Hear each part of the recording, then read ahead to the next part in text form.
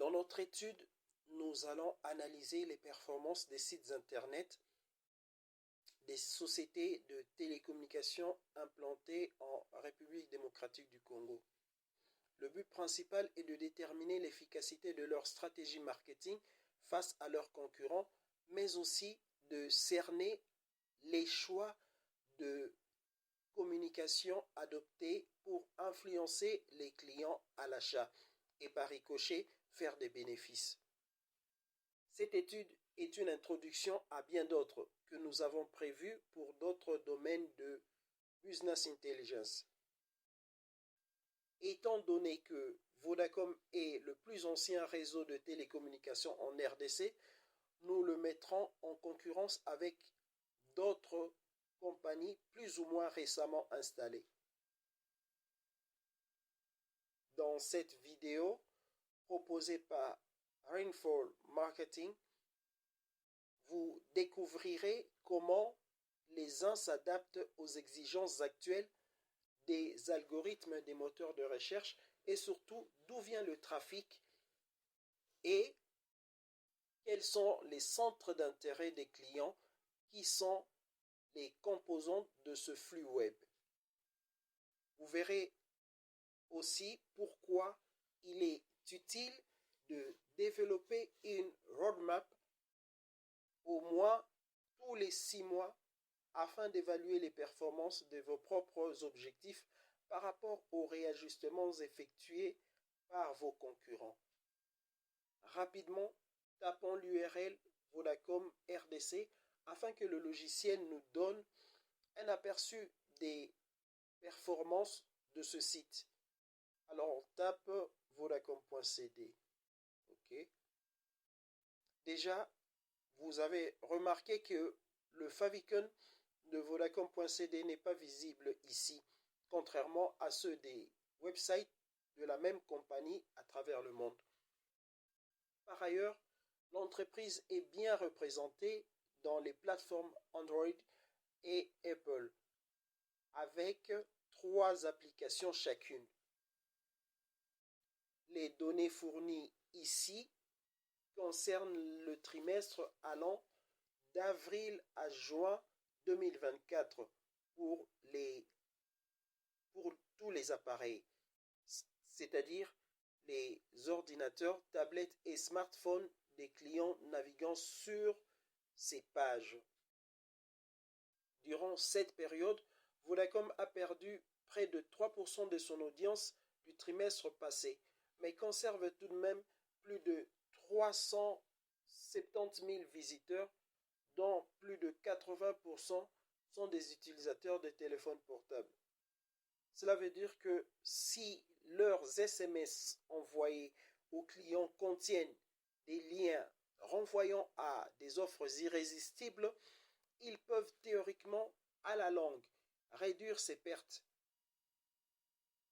Vodacom, tout comme nous le verrons pour ses concurrents, n'ont pas de site Internet assez fluide. Par exemple, dans le classement mondial, il est situé à la position 384, à plus de 384 000. Dans le secteur des ICT, il est à la 3352e position, tandis qu'ici en RDC, il occupe la 184e place des sites enregistrés dans le web. Bon, je n'ai pas des données sur le dark web pour le moment. C'est un peu surprenant, car par exemple, sa page Facebook comprend des millions d'abonnés. D'emblée, dégageant un problème de conversion et de clan jaunes. Mais Vodacom, c'est tout de même 123 852 visiteurs mensuels sur son site internet qui naviguent sur au moins 2 pages à chaque visite avec une durée moyenne d'1 minute 46 secondes. Qu'est-ce que cela veut dire aux créateurs de contenu et aux responsables de vente? Cela veut dire que l'audience cherche des produits spécifiques que s'il mettait à contribution, il trouverait. Donc cela veut dire que l'audience cherche des produits spécifiques que s'ils ne trouvent pas sur Vodacom.cd, ils iront chercher chez les concurrents.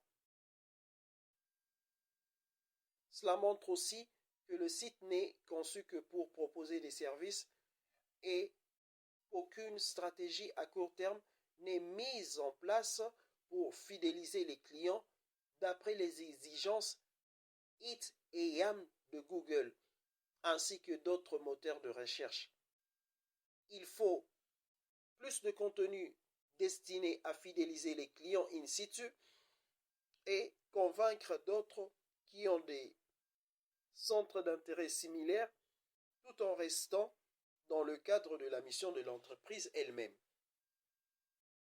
Le graphique des visites au fil du temps montre que les clients retournent de moins en moins sur le site Vodacom.cd en cette période estivale. La démographie nous montre des clients principalement localisés en RDC, puis dans la diaspora avec la Belgique en premier, suivi de la France, la Tanzanie et l'Afrique du Sud. Les canaux marketing nous révèlent que l'activité de Vodacom.cd est moins performante dans l'emailing et les publicités en ligne, contrairement à ces données des clients effectuant des recherches directes sur les moteurs de recherche. Comme nous l'avons dit tantôt, l'activité des réseaux sociaux, des liens renvoyant vers le site ne donne pas des résultats convaincants par rapport à l'audience de leur page Facebook, Instagram, LinkedIn et autres. Nous verrons plus loin que la plupart des publications ne comprennent pas des liens sortants, mais se limitent à solliciter l'engagement dans les réseaux sociaux eux-mêmes. La recherche organique nous fait comprendre que la majorité des visiteurs s'engagent par rapport à la marque. Toutefois, nous avons aussi noté qu'il y a un tiers des visiteurs qui naviguent sur le site, mais le font pour une autre raison que les efforts du branding de Vodacom RDC. Les termes organiques les plus performants sont dans le rouge, soit parce que les clients ont trouvé sur les sites ce qu'ils cherchaient, soit ils ont déjà été débauchés par les concurrents.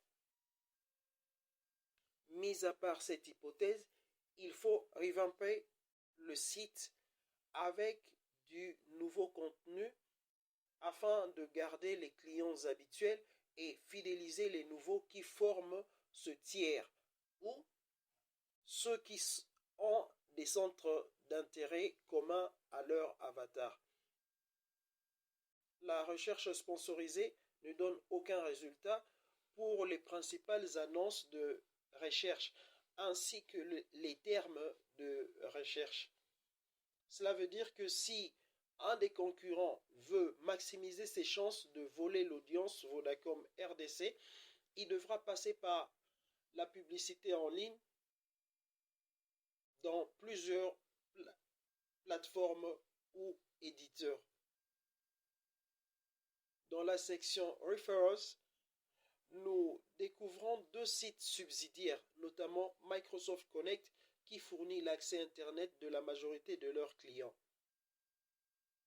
Nous ne pouvons pas faire cette évaluation sans insister que ces sociétés de télécommunications pourraient profiter d'un trafic gratuit de la part des sites d'actualité et des blogs des faits divers en ligne, sans parler de tous ces influenceurs qui pourraient leur profiter en ligne mieux que les annonces télévisées à la maison.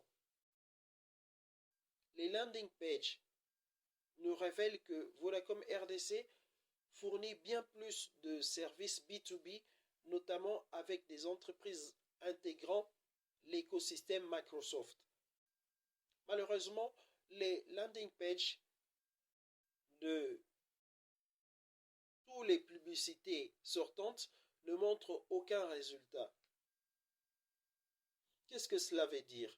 Cela veut dire que Vodacom RDC n'utilise pas beaucoup l'atout que pourrait être leur propre plateforme comme Voda et Duc pour faire voyager leurs clients entre les offres des deux sites qui leur appartiennent.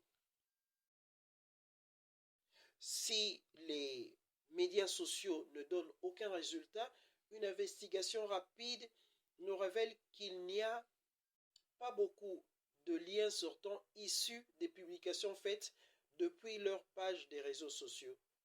Si la crainte est de perdre en visibilité dans le feed des abonnés, il y a pourtant une stratégie plus efficace à adopter en les poussant à initier une conversation organique.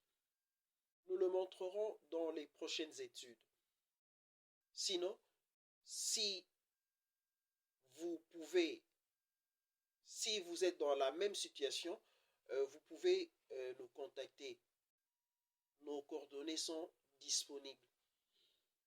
Le réseau publicitaire display donne une source non identifiée qui représente la totalité du trafic display. Ça arrive souvent avec les sources native ads peu répandues ainsi que des publicités venant d'appareils téléphoniques. Notons que Vodacom RDC n'a pas diffusé grand-chose sur des sites display de Google, Bing, Yahoo et autres. À présent, comparons Vodacom.cd avec ses concurrents comme Airtel, Africell et Orange.